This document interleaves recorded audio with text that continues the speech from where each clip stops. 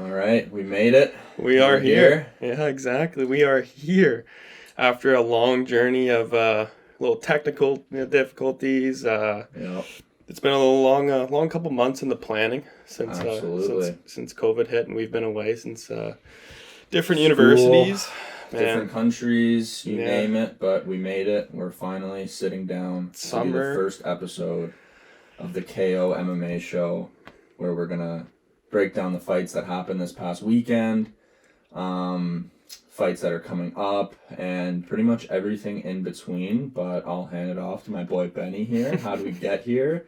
Why are we doing this podcast? And Man, so how long have we known each other? Since what, grade 2? Grade 2. Grade 2. Third year now? Third year university. I moved into the community grade 2. He was in my first class I had. And kind of just clicked ever since. We became best friends. Lives down the road from me, and this guy's just been by my side for I don't know how many years now. But we actually grew up playing different sports. I was a baseball guy, and he's a hockey guy, and I'm done with baseball as of right now. Had a long, nice career, but ready to move on. This guy's still plugging away. Still plugging away. I got one more year left. One more year. He's gonna grind out one more year. But actually, through COVID, we actually grew into a different liking of a sport, which would be MMA in general. Absolutely. Starting with UFC. You had a interest before I did, because you had a friend in the boxing world, right? Yeah, Brandon Cook, a former champion at 153. He fought on the Canelo Triple G card, and he's the one that really got me into boxing. I trained with him for a bit and watched numerous of his fights growing up, and he's really the one that introduced me into the combat sports world. But I moved more so from boxing to MMA in the past 3 years. And now we're here, and we'll get it started. We're about almost 2 weeks removed from UFC 262 now? Yeah, 262 is May 15th. We're approaching, I think it's May 26th today. Yeah. We're a little behind just, from technical difficulties. Trying to figure out the mics. First time podcasters, but it happens. Yep. Happens to the best of us, but here we go. Let's break down UFC 262. What a banger. Oh my goodness. Of a card. Just stacked bottom to top. From the very first fight, from the very end. Absolutely. But let's start with the obvious, the new belt champ. Yeah, Oliveira, who takes Khabib's retirement belt. We can call it that. Yeah, the vacant lightweight title. Exactly. Is now in the hands of Brazil. Oh, he took it. Yeah, and it's back in Brazil. Absolutely. So Oliveira, the new lightweight champ, on the top of the world, absolute shocker of a fight. As, the 10-8 round given by two of the judges, very questionable for Chandler in the first round. Yes, absolutely. But that's another whole topic that we'll get into, the judges at Texas. Stay on topic here. Oof, yeah, we get carried away with the judges because it did rattle our cages a little bit. Oh my god. But Oliveira, the new lightweight champ, he's staring down the barrel in the first round. He almost got... Dude, I was watching a breakdown video of Chandler last night. Yeah. Of how he thought the video, or how he thought the fight was gonna go, or how it went. And man, he believed that if he didn't continue to lay shots on him after he landed I think it was a right hook on the temple. Yeah. That dropped him. He was out. He thought with the addition of more punches, it woke him back up. I heard that. Yeah, that's crazy to me. That's crazy, but defeats the adversity coming into round 2. 19 seconds later, boom, just lands a nasty quick left hook. Absolutely. As Chandler is applying the pressure that he said he would. Yeah. And he got caught, and then he tried to run away any smart fighter would at that point. Yeah. You're hurt. You're not trying to, stand still. You're trying to get away, and unfortunately, he he caught another left one to the chin that put him down, and ref had to stop it. He saw enough, but it was a good stoppage. But talk about his celebration. Oliveira's celebration was pretty special. It was to beautiful. Me. It was beautiful. He jumped into the crowd. He jumped onto the table with Joe Rogan, and I love because it was broken down. I think in the DC Helwani show, he talked about it a little bit, and nobody really knew what he said, but he was saying surprise, surprise. Yeah. And it's kind of funny because Chandler was saying that in his little promo video after the Dan Hooker fight. He was going, surprise, surprise, there's a new lightweight contender and all this. Conor McGregor, he called out Conor McGregor after that fight. Called out Conor, called out Dustin. Yeah. And, I mean, what a whirlwind of the past 8 months for Chandler as, you know, he signs with the UFC. He makes weight as a backup fighter for the Khabib Gaethje fight. And then he fights Dan Hooker and finishes him with spectacular fashion, absolutely unbelievable. Shocks the world, really. He put Dan Hooker on his knees, and he had both palms were on the canvas of the octagon actually, and he was just taking shots to the head. I was definitely a smart stoppage in my mind, but no doubt came into the UFC with an absolute dominance of a performance. And you kind of see two different careers in the UFC from these two, and I think that's why it was kind of a very good matchup by the UFC to put this together. I think you know, you saw Oliveira in the UFC for 11 years, made his UFC debut at the age of 20. Like that's the same age as us. That's insane to me. We were 11 when he made his debut. Yeah, which is insane. Yeah, and he's been grinding for 11 years for this belt, and it's very, very much so earned. Absolutely. But yeah, I'd love to see that guy win. I've always been a fan of him ever since, you know, he actually made his debut and won his debut with an anaconda choke. Yeah. Yeah, and if you don't know what that is, that's, you know, it just sounds nasty, and it is. The guy's a submission artist. He worked on his striking when he came into the UFC. Knew he had very, very, very high potential as a fighter. Well-rounded fighter and an MMA mixed martial artist. Yeah. And was able to take down Chandler in the I thought it was done when he had his back and I thought he had that body triangle. I thought it was over for Chandler. I did not think he was going to get out of that. He ended up reversing position, landing big shots, and that's the problem that I have with the 10-8 scoring, because Oliveira had his moments. Did he get pieced up? Yeah. Yes. Did he get cut? Sure. Yes. But he had his moments. He had 2 submission attempts? Yep. An armbar attempt. An armbar He had him in a body triangle, which, you know, most people, you know, if you're fans of UFC, you have someone in a body triangle, you're not getting out of that for the rest of the round. Especially when it's Charles Oliveira. Yeah, on your back. Like, you're just not going to... Most UFC fighters wouldn't even survive that. They would probably get submitted or TKO'd. Absolutely. But I think that comes from Chandler's D1 wrestling background. Like, no doubt. Multiple D1... an All-American. All-American. Thank you. At Mizzou. Yeah, Mizzou State. But, what an absolutely insane card. But let's move to our next topic of the co-main, which, you know, was kind of a heartbreaker for us. Because it did include one of our childhood, like, all-time favorite UFC fighters ever, which is Tony Ferguson. El Kukui, Blades and Shades, the Boogeyman. Call him what you want. He's a bad man. Oh, I love him so much. But it was really just a tough one to watch because, you know, he fought Justin Gaethje about, I don't know, maybe a year ago, maybe just under a year ago. It was about a year and a half when this pandemic started. Started. Yeah, March of 2020. Yeah. Or maybe the beginning of April. Yeah.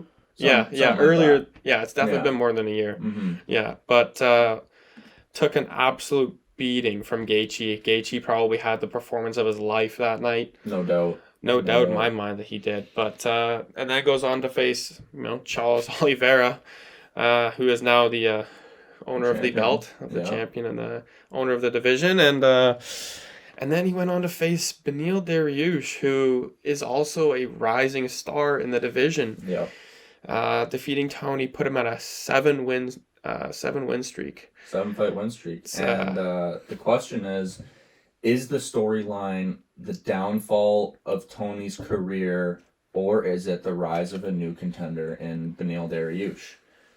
In my personal opinion, I think it's more the downfall of Tony Ferguson, because I agree. Yes, he was the star of the pay-per-view. You saw everyone who who tuned into the press conference. He saved the press conference. That Saved was the going to press be a very conference? boring press conference without Tony Ferguson. yes, There's no absolutely. doubt. There's no doubt. And also got Dana White to raise the fight bonus from 50K to 75K, which is pretty impressive if you've ever been a fan of the UFC in general. Because Dana White, I don't think he's ever done that, to be honest.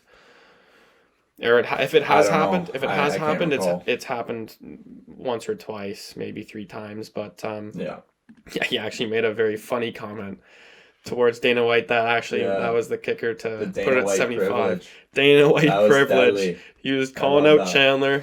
Guy wasn't even fighting. He's like, yeah, this guy's got Dana White privilege. Like, come on.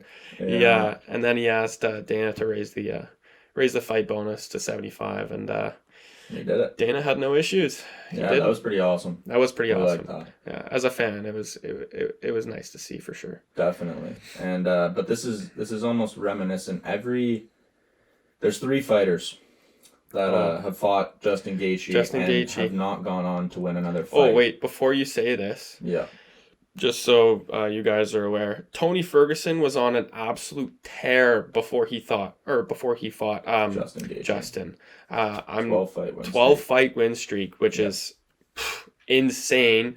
Charles is also on a 10 now, but 12 fights in a row is absolutely insane. But in the lightweight division, that is absurd. In the most competitive division, I think, in the absolutely. UFC. No doubt about it. No doubt about it. But you were saying about Gaethje. So after fighting Justin Gaethje, these 3 guys, now we got Cowboy, Tony, James Vick. These are 3 guys that took a lot of damage from Justin Gaethje's hands. Yeah. And they seem just not to be the same after. No. So my question is, what is next for Tony? Who do we want to see him fight? And then after that, what is next for Beneil? So I think for Tony, you gotta maybe pull a little Dominic Cruz, get someone who's not ranked. Not ranked, yeah. Because you look at the top 10 in the division. You go through the top 10. I'll let you list them, but it is insane. So we got Dustin Poirier's 1, Gaethje's 2, Dariush 3 now. Mm-hmm. Chandler drops to 4. Conor McGregor's 5, and then obviously Tony Ferguson is 6. We got RDA, Dan Hooker. The now retired Paul Felder. Irish Dragon, Paul Felder. Sad to hear, but the killer, Islam Makhachev. If you guys don't know that name, I'm sure you will in the next coming years. Absolutely. That guy is an absolute killer. No one wants to fight him in the UFC. People within the top 10 have turned down that fight offer. Yeah. No one wants to fight him for good reason. The guy is an absolute wrestling machine. He's going to take you down. He's going to maul you just like Khabib did. And probably has a little bit of better striking than Khabib. I would have to agree with that. Yeah. He does look more comfortable on his feet and better in the exchanges. But I mean, you look at Tony Ferguson, and now the thing is, because this lightweight division is so deep, the top 15, it's especially Felder being out of there now. Yeah, Felder's out of there now, and now I mean these guys, that are above the 10th rank are now looking at Tony Ferguson like this is my step. Yeah, this is my stepping stone into the top 10 in the division. Yeah. So maybe, I mean, I'd like to see Tony take a little step back. Take some time off. Obviously not too much because he is 37 now. Yeah, 37 or 38. He's getting up there in age, and he's older. And after that Gaethje fight, I'm kind of worried for his chin, to be honest. And he's been proven, even in the last fight against Dariush, he took some shots, Absolutely. but you can tell that he doesn't want to be hit like he has when he fought Gaethje. Like he definitely doesn't want to go back to that scenario or that feeling, because I think More so, he took a mental step back from that fight against Gaethje. I think it humbled him 100%. a lot. The guy was on an absolute tear, and he just goes in there and just gets just demolished. Like Absolutely Tony dominated. Ferguson, he put it together, he held it together, but like Justin Gaethje just did not stop with the pressure. He fought a very smart fight. He just kept landing significant strikes. Like Yeah. I've never seen a fighter shake their head after getting hit. Like they're out on their It feet. was almost scary. It was He almost like scary. checking if his screws were loose a Yeah, little bit. he's and like clearly shaking they his were. head to make sure he's Yeah. still awake. Like, Yeah. oh, is this still a fight? Like it was scary to watch. But yeah, I mean, you see the past couple of guys that Gaethje's fought. They They're haven't not won. the same. They haven't won a fight since. Yeah. For They're not the 3 same guys. after. Oh my! Like it's just. I think he has some just sneaky power. One of the best boxers, I think. Yeah. Well, behind obviously Max Holloway, our boy. Yeah. Obviously behind Definitely. Max, but that He's guy. got power in those hands, especially with that Yeah. wrestling background. Yeah, and he which doesn't is- like. He doesn't like to use it. He doesn't like to use it. He will knock you down in the Tony Ferguson fight. You saw Yeah. it too, because Ferguson's also pretty dangerous on the ground, pretty 100%. creative on the ground as well. And he got knocked down, and he just took a couple steps back and said, "Yep, yeah, you can stand back up. This is where I know I'm comfortable. This is where I know I'm going to beat you." And yeah, I think that his future is very bright for Gaethje, but is also, in my opinion, the dark horse of the division. He just He's the fought. odd man out right now. His last fight was Khabib, got dominated. Yeah. But like anyone else, like anyone would, Like I'm sorry, everyone like in any the division has anyone in been. this top 10, man, I'm sorry, but you're not winning Yeah. against Khabib. I'm sorry. That's also another very cool. That's also why I love the Chandler Oliveira matchup, because Yes. neither of these guys have lost to Khabib Nurmagomedov, which is awesome because it raises that question: Yeah. what if? Yeah. What Right? if? What if? What if Habib comes back? What I if? don't know. Can Oliveira beat Can Khabib? Oliveira do it? Like I don't We know. don't know. He's pretty spectacular on his ground. back and on his ground with submissions. Yeah. But I still think in my mind you still see Khabib Khabib. coming out on top. yes. There's no yes. doubt. There's no doubt in my mind. I mean, you know how I feel about Khabib. I think he's, questionably the greatest of all time. Yes. Just because how dominant he is. He's the GOAT. He is the GOAT. He's the GOAT of that division, and he retired for a reason. Absolutely. He's like, you know what? I had a great career. 29-0. Yeah. Dana White, obviously, the businessman in him was pushing him to try and make it 30-0, so he could probably make a couple more millions. But Yeah. Khabib's smarter than that. Yeah. Khabib says he knows his legacy. Yeah. After he lost his dad, I think a lot changed for him. His perspective on life changed for him, I think. Absolutely. Now he's focused on giving back in the community. Definitely. Still lives in his same childhood home. He doesn't abuse this money and fame No.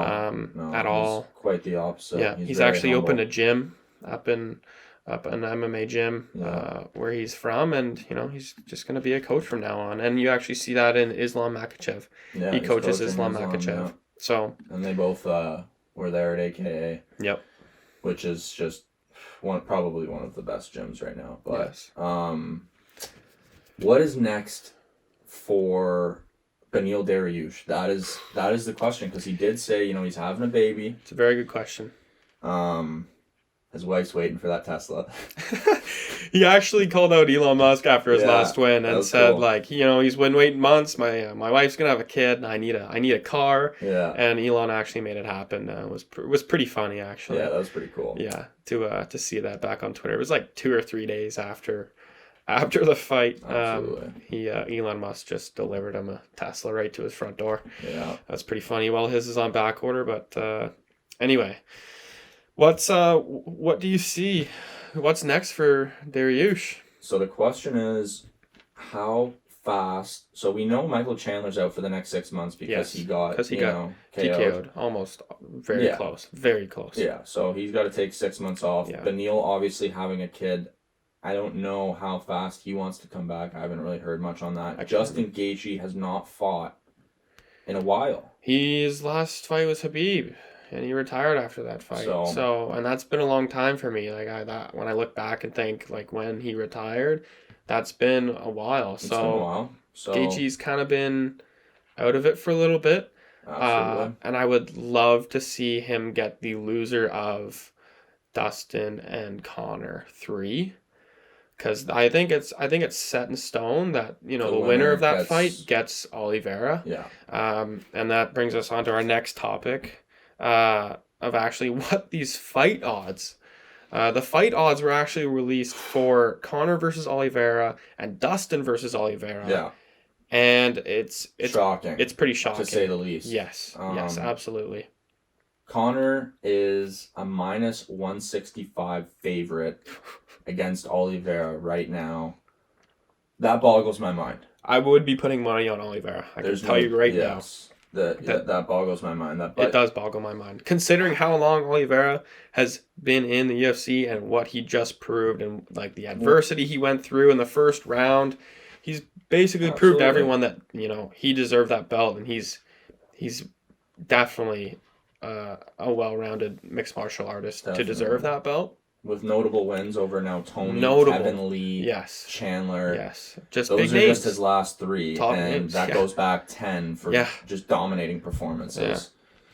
Yeah. Now looking at the odds for Dustin versus Oliveira. Dustin is an even heavier favorite at -180 to Oliveira's +155, which in my mind, I mean, a lot of people were saying Dustin was the uncrowned champ. They wanted to put the belt on him after he beat McGregor.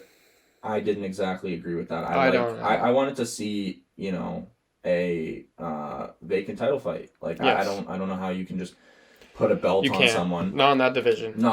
It's way too stacked. Even from top 10, like we've said.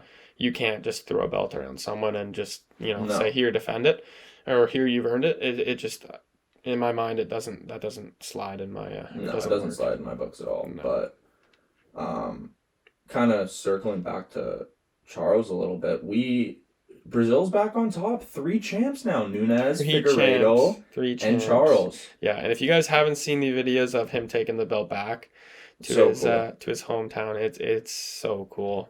Just pack the streets on top of a bus. I think it was a fire truck. Yeah. He was on top of, and just thousands lined the streets. And MMA, mixed martial artists, the sport in general has been huge in even just South America for a long time. Yes. They've had a lot of fighters in the UFC and in other professional companies. A lot of champions. But that was pretty damn cool to watch, to be honest. Definitely. But going back to the the 10-8 round and these judges in Texas. Oh. It made the hair on the back of my neck stand up. Like it was just it made me so frustrated because there was multiple fights in this card that the judges just completely messed up. Completely. Just on top of my head, Venata versus Grundy, Chukagian versus Araujo. Like we had Grundy in the fight against Venata. Yes. And he put together a decent performance. Grundy struggled to the point where he couldn't find and shoot the right times for the takedowns. Yeah. But he also wasn't setting up the takedowns. No, he wasn't setting them up at all. No. And Venata saw right through that, especially coming down a weight class. He's going to be a little quicker. He's going to be a little more. He's going to have that eye. And he's probably going to put on some decent weight after that weight cut coming down. Like he fought up at the division above for a while. So absolutely.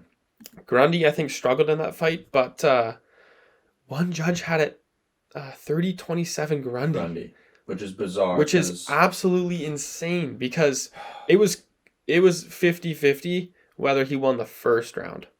The second and third was a no-brainer. No-brainer. It was an easy 10-9. Easy. We'll look at the significant strikes here. Yeah. 80 for Venata, 32 for Grundy. Takedown attempts, 20 for Grundy, succeeded only 3, which, Yeah. if we remember correctly, Venata just stood right back up. Yeah. Right up. He didn't get anywhere with them. He didn't do anything with them. No, and that's not kind at of all. Grundy's game. He's he's going to take you down. He's going to wrestle He's you. gonna try to hold you there. He's going to try and hold you there And he for... couldn't do that. No, not even close. Not close. Yeah. Yeah, you saw Venata back out of the pocket and circle him before he even was able to grab that front knee or that front leg. Like, it wasn't close. Exactly. And Venata sealed the deal, in my opinion, with that 3rd round takedown. Yeah. And how do you have it 30-27? How did Grundy win every single round? Who was watching that fight? What is going on with the judges? This has happened numerous cards now. Yeah. We've seen this happen in numerous cards where it's like, that's a no-brainer to a 12-year-old kid watching on the couch. It's like, oh, saying, he won that fight. Yeah, of course. Yeah, yeah. And it's just like, it comes down to the point where it's just like, we need to start seeing some qualifications, some names need to start being released. Because as of right now, the UFC and Dana White doesn't release them for a reason. Because he knows they're so bad, and, it's different for every state. Like, Texas is notoriously bad. Judging wise, it's happened a couple times, and it's happened a couple times now. I'm not saying like much at all here, but these fights that you saw, the judging issue, it was against the non-Americans. It was against guys from South America. It was against, like, Grundy was from England, which brings us to our next fight, Caitlin Chukagian versus Araujo. And I'm a fan of Caitlin. So am I. I don't think she won the fight. No. When I can see why there would be controversy, a little bit of controversy, because she did land more strikes, but the first round was clearly Araujo. Yes. The second round, when you secure a takedown and you fish for a submission, you're on the ground for, I think it was maybe 2.5 minutes of control time from Araujo. Then Caitlin gets up and has a little bit of a good moment. Hit her once, looked okay. Yeah. And then just went back to, her regular, how she was stancing. Exactly. Not real high hands, throwing her hands. And it was just like, she throws punches, but they're definitely not quick enough or have the power to put Araujo down. No. Like, the significant strikes was just so different and so vast for Araujo. Like, she 100%. would, while watching it, Araujo would hit Chukagian. And you would see the damage. And you would see the damage, and you would see Chukagian's face being like, okay, I don't want to take those again. Like, and that's when you saw her shoot. And she got a couple good takedowns. But she didn't really hold her there for a while. Like, I think the most amount of time she held her there was for like a minute, maybe a minute 10, 15. Well, I mean, Chukagian didn't even get a takedown. Wow. Yeah. Yeah. That's just this is what we're talking about with the judging problem. That's what we're talking about here. But okay, I understand the 29-28 for Caitlin. The second round, maybe the first round questionable. Guaranteed she won the third round. Yeah. But the 30-27, come on. It's absolutely insane to me, and that's bizarre. It needs to change, because these fighters in the UFC are putting their lives on the line. They're putting their lives on the line, absolutely. Like they're risking some serious, potentially, permanent damage. 100%. Health damage and health wise and mental health wise. It's just, they're putting so much on the line to, like, just grind out a decision and hoping to get their hand raised, and it's just not close. Like 30-27. That means you lost all rounds that you fought. You lost every single round out of the 3, which is just, it's discouraging. And I think it gets to fighters, because 100%. Like, how does that not get to you? I don't know. You're sitting in the locker room. Yeah. You think you did enough. Everyone else thought you did enough. And then you even go back and rewatch the fight and go, and you still think you did do enough. Yeah. But you end up on the bottom with another loss on your record. So when, a couple losses in the UFC, as not such a big name, can put you out. You can lose your job. You can lose your job. That's it. And next thing you know, you're looking for another career. Yeah. And it's sad. Like, we've seen it happen. Like, for example, Tyron Woodley. Oh. Had the belt, lost 3 in a row, And See you later. Dana White and him had never really got along, but Never saw eye to eye. lost 3 fights, and he got kicked out of the UFC. Dana White said, "See ya." Yeah. It's just discouraging for me anyway, for absolutely. what he's doing with these judges. But also brings us to our next topic of Gina Mazzani against Cachoeira. Yeah. And the referee in that fight. Oh boy. I mean, Gina, in my opinion, clearly winning the fight. Yeah. Has numerous takedowns. They're working. She's holding her there. Are they doing enough? Questionable. Questionable, but they're fighting for position. They're fighting for a dominant position. So exactly. So I leave them there. Yeah, exactly. So Gina takes her down. It's a classic, like, if Gina takes her down, this girl's got no wrestling background. Like, as long as she can take her down, she's going to win the fight via decision. Probably win all 3 rounds if she can get that takedown. Sure enough, she gets the takedown. Ends up in maybe half guard, I think it was. Or she had one knee. She was in full guard, about to pass guard when they stood them up, which was the problem that I had, because they were fighting for position. Was it a little slow? Absolutely, but that brings me back to the Tony Benil fight. There were slow parts of that fight. Absolutely, they were just fighting for position, and Tony was getting dominated. Yep. And I mean, this was very similar to me. Was Gina gassed? Absolutely. Oh, no doubt. She was dead. Her hands were in her pockets. She couldn't even hold them up. It was insane. But do you wait at least 15 more seconds there to stand her up? I think so. At least. Like, they were fighting for position. We went and watched it back. Yeah. And it's just like, she's fighting. I think Cachoeira had her leg locked in between her knees, and she was trying to get out of it, which, her top half wasn't really working, and they were working with the legs. And the referee, we went back and watched, and he said, look for finish, which is a big problem for me, because, in women's fights in that division, you don't see too many fights getting finished. Yeah, you don't see too many stoppages unless it is Valentina Shevchenko. Girl's a killer. I mean, it brings you back to the Chikagian fight. Like, you don't see her finishing a lot of fighters at all. Nope. She's a decision fighter. It's just control time. Time. Yeah, I didn't like how we heard that. No. And of course, after, if you guys don't know, she got stood up by the referee, and within 15 seconds, she took a straight right or left, I can't remember, hook right above her left eye, and cut her open, and that was it. The fight was sealed. She backed up and just kept taking punches, and the ref stopped it, I think 30 seconds after he stood them up.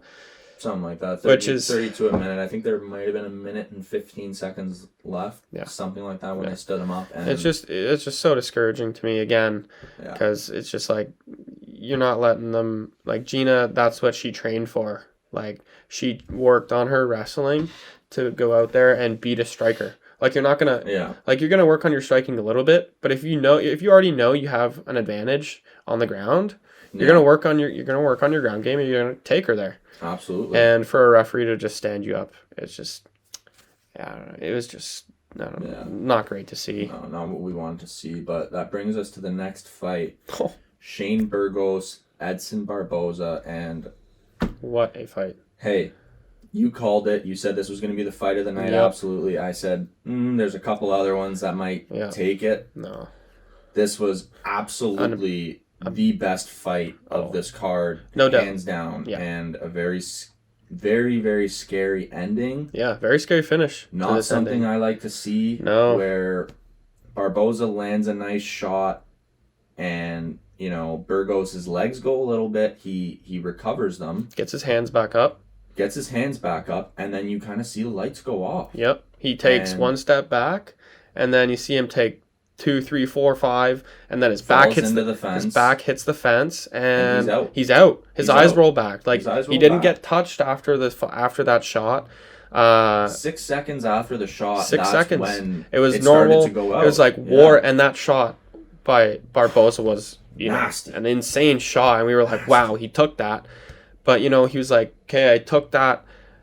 Bounce, step back, step back, step back. out. Like Oh, it was scary to see, and Dana White also said like I've never seen that ever in my years of watching the sport. And they immediately rushed him to the hospital to see if he had anything going on, and thankfully he didn't. Yeah. You even heard DC. He's like, get that man to the hospital. Oh yeah, that was very scary. Oh yeah, it's not something you'd want to see. No, it's not something you like to see. I'm happy to see that, we got footage of him and Edson behind the scenes. He was fine. He was saying he was all good, and that was kind of cool to see, but very scary. And that moves us to the next fight, which we continue to see these, former greats, legends, whatever you want to call them, Jacare Souza against Andre Muniz. Yeah. I've been a fan for Souza for a while. Yeah. Just because I think he's just a great guy, to be honest. He's an entertaining fighter. He's an entertaining fighter, and he's got a very, very likable personality. Like his main focus in that sport is to give back as much as he got out of it. Very much like Khabib in my mind. Like he's very thankful and grateful for the chances and opportunities he was able to get, and he's always been like not even just a fan favorite, just a personal liking from my standpoint. Definitely. But yeah, that fight ended also in a scary, very scary finish. Muniz actually had him in an armbar. Was it in the second round? It was the second round. It was an armbar, and he switched to a Kimura. Yeah. Is that what happened? Yeah, I think so. And he actually rolled a different way and had Souza's elbow on his hip, and in an armbar, which would mean his arm was straight, and his elbow was actually on Muniz's hip, and all Muniz had to do was pull a little more, and watching it live, you heard the pop. And it's just like, oh no. Yeah, and we were just like, it, you see it, and the emotion does not change from Jacare. That's the scary thing. This guy is so stone cold that he got up on his knees. He was sitting resting on his knees, looking at the ref like, oh my god. Looking at the ref, looking at his arm, and his arm was just dangling. Yeah. He snapped his elbow. Didn't even blink. No, didn't blink, and obviously. Lost that fight, and soon, I think it was a day after that, he got released surgery. He got surgery, and then he got released from the UFC. He's also I think he was 41. Yeah, he's I think old. He's 41 now, but that just goes to show you how good this Muniz kid is. Yes, because he just submitted and broke Jacare's arm, which is a Brazilian Jiu-Jitsu black belt. He'd never been submitted. Never been submitted before that fight. He has, 38 professional fights. I think he was probably high 30 fights in the UFC. Guy is a experienced veteran. Absolutely. And he just goes out there and dominates him. It was good to see. He got a new contender in that division for sure. That guy is a big man. He's a big boy. With an insane game off his back. Insane submission game. No doubt. Anywhere that, he can fish for a submission, very much like Charles Oliveira, he does it, and he gets it. Yeah. Which is scary. It's scary, and the transitions from submission to submission is flawless. Yeah, like you said, it's beautiful. It's just we were watching it, and this guy transitioned to, I think, from an armbar to a, what did you say? A Kimura. A Kimura to just in the blink of an eye. Probably before Souza could even realize what happened. Yeah. It was insane.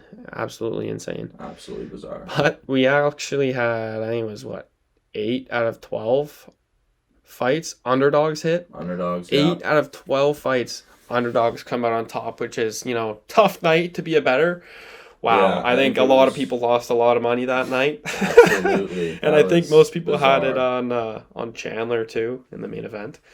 Yeah, we both thought Chandler was going to get it done. We did. Just because you look back in Charles Oliveira's career, there were times where he gave up a little bit. He gives up, but he doesn't deal well with adversity. When he gets hit and the tides kind of turn, he's getting swarmed, he's getting hit. Yep. You kind of see him back up and lose interest in the fight to try to the drive to win. But now he came out on May 15th with a fire under his butt. And this is a new Charles Oliveira. And it's a Bronx. champ. It's a champ. He is the king of the lightweight division. I love it. I absolutely love it. There is too. nobody else that deserves it more than him right now, and Yeah. I cannot wait to see who ends up fighting him next between Dustin or Connor. I can see him defending this belt For a long time. I can't see anyone taking it off of him right now. No, not off him. With the momentum he's going on, 10 fight win streak, I can't see it. He's just too good right now. He's in his prime. Starched, yeah, and then recoup, and then starch, and then Chandler came out, no issues in the second round, like nothing had ever happened, which is a completely different Oliveira than we've seen. Absolutely, and it's awesome for the division. It is awesome for the division. Again, someone who has not lost to Khabib yet, holding that belt, and I think this is the most perfect person who could be wearing this belt. But yeah, I agree. Yeah, definitely agree. Yeah, I think that wraps up our first episode. Yeah, here on the KO MMA show, and we appreciate everyone that tuned in for our first episode. Of course. And thanks, guys. Cheers. Thank you.